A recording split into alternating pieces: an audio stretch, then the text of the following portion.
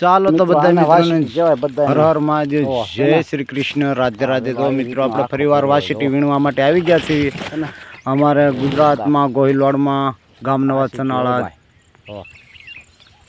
ભાવનગર જિલ્લો અને ગોહિલવાડમાં મિત્રો ચોમાસાની ઋતુ આવે એટલે વાસીટીના મિત્રો ઢગલ્યા થતા હોય છે મિત્રો. વાસીટી અમારા જંગલમાં બહુ થાય. જો મિત્રો સુંદર મજાની વાસીટી છે મિત્રો.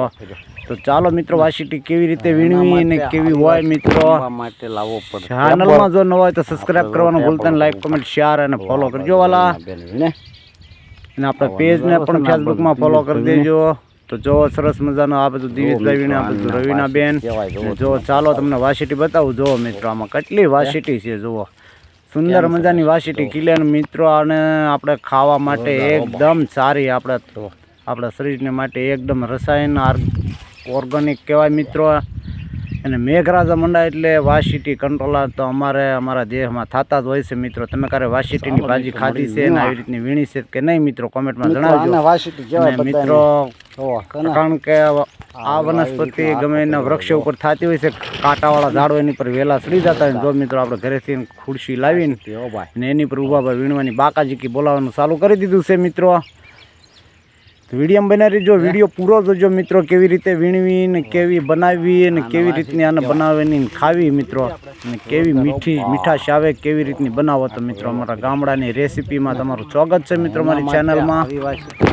ચેનલમાં નવા તો સબસ્ક્રાઇબ કરવાનું ભૂલતા નહીં વાલા.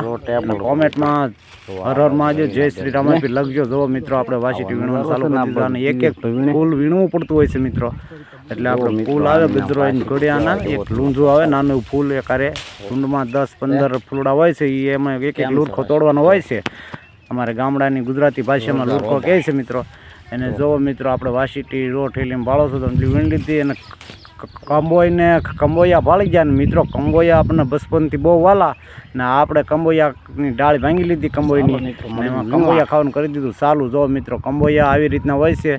તો આ ફ્રૂટ એકદમ આપણા સ્વાસ્થ્ય માટે એના આપણા એકદમ ઓર્ગેનિક હોય છે મિત્રો. રસાયણ એટલું બધું હોય છે, એમાં રસ હોય છે લાલ એકદમ, આપણે બીટનો રસ આવે એવો રસ હોય છે ને મિત્રો. તમે કંબોયા ક્યારે ખાધા હોય તો કહેજો મિત્રો. અમારા ગામડાની મોજ તો મિત્રો જો આવી રીતનો એનો રસ છે. અને ખાવાની એકદમ મજા આવે, ગળ્યા મધ જેખા હોય છે મિત્રો, ગુલાબ જાંબુ જેખા લાગતા હોય છે.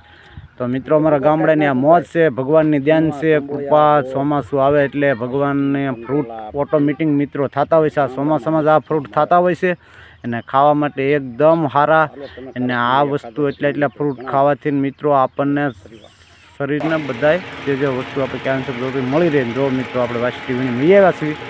જો આને સારી કરવામાં એકદમ બહુ મજા આવે. ખાલી આને આવી રીતની ખોબામલીને હલાવી નાખો એટલે કચરો બધો ખરી જાય.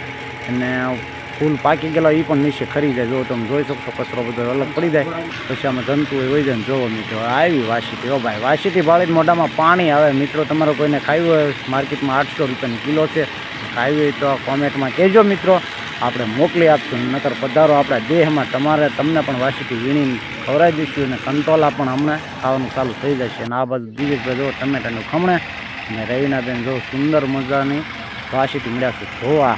કારણ કે આને ધોઈ લઈશું. ધોઈ લીધા બાદ આપણે પોતે જ બનાવવાના છે મિત્રો. વિડીયોમાં બનાવી લેજો કેવી રીતની બનાવી. તો રવિના બેન ધોઈ લીધી છે સુંદર મજાની વાસીટી. હો ભાઈ આવી વાસીટી તમને માર્કેટમાં ન મળે, કારણ કે તાજી આપણે ઉતારીને લાવ્યા છો. જો નીચે એના પાંદા ખરેલા જોઈ શકો છો તમે. જો મિત્રો આપણે ગેસ ચાલુ કરી દીધો છે અને લસણ ખોલી લીધું. જો લસણને આપણે તેલમાં પ્રેસ કરી લઈશું. જુઓ આવી રીતનું તેલ આવી ગયું છે. અને આપણે ને મિત્રો ધ્યાન રાખવું પડે, તેલના સાટા ઉડતા હોય છે તેલ નાખો એટલે. જો આપણે તેલ નાખી દીધું છે. અને હવે પછી જો આપણે ટમેટા ડુંગળીને જે ખમણીને તૈયાર કર્યા હતા એ એમાં નાખી દીધા છે. કરી લઈશું થોડાક. હવે નાખીશું આપણે 1 ચમચી ભરીને અંદર હળદર. તો આવી રીતની જો આપણે હળદર નાખી દઈશું. કલર પણ આવી જશે. નાખી દઈશું મીઠાશ.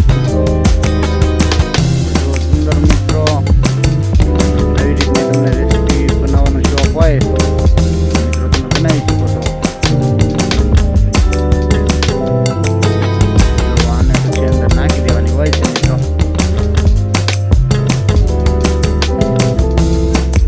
આપણે જોયામાં તો એવું લાગે કે ભાઈ આ એટલી બધી ને આપણે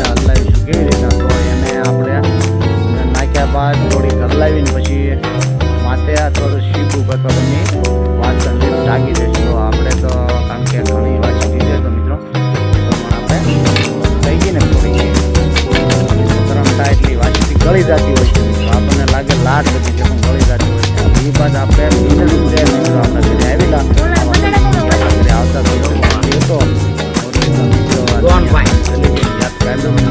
ઇન્દ્રિયના બચ્ચાને લઈને આવી લીધી એટલે આપણે બાઈ દીધું